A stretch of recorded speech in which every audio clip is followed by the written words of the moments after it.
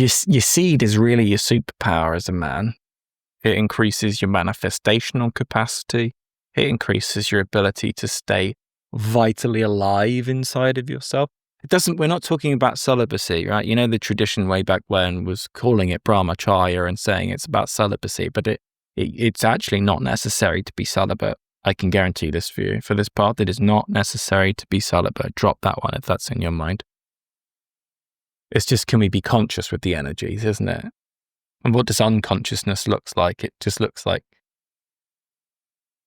unconsciously expressing your seed everywhere, every day, with no thinking about it. But that will leave you depressed as a man.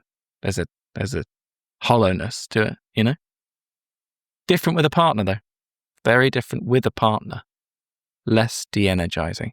Anyway, just wanted to throw that one out there for whoever that one might be for.